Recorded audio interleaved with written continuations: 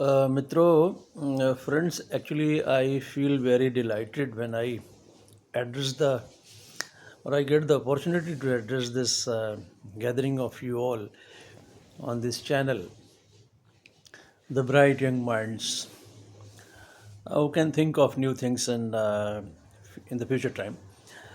So actually we should हमें ये सोचना चाहिए कि the role of higher education, the higher education that we all are concerned with, and the role of the higher education is not only to cultivate the intellect, but it also aims at to ignite the imagination. हमें बच्चों की कल्पना पर बहुत ज़्यादा ध्यान देना होगा. Actually the imagination जो होती है वो यंग माइंड्स में होती है, और जो ओल्ड माइंड्स हैं उनमें इमेजिनेशन ख़त्म हो जाती है. दे गो टूवर्ड्स द रियलिटी.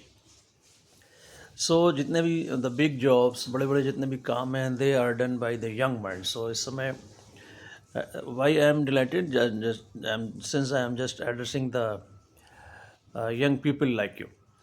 सो मैं कहना ये चाह रहा था कि यूनिवर्सिटी का जो हायर एजुकेशन डिपार्टमेंट है और तमाम जगह जहाँ हम लोग काम कर रहे हैं, वहाँ पे केवल नॉलेज नहीं बल्कि स्किल की बात हो रही है, और वहाँ पर क्रिएटिविटी की बात हो रही है, वहाँ पर रिस्क टेकिंग की बात हो रही है. So these are the things that we are focusing on since आप देखें कि this new education policy has come into force and effect. One thing more I want to tell you is कि there is no need to confuse between this excellence and success. देखिए success जो है it can come whereas there is no excellent in your work also. कोई ज़रूरी नहीं है कि आप कोई एक्सीलेंट काम करेंगे तभी सक्सेस आएगी. तो सक्सेस प्राप्त करना है या एक्सीलेंट प्राप्त करना है. So this is that we have to think on कि it is not always that success is required, but in our approach we should be having और going towards the excellence what we do.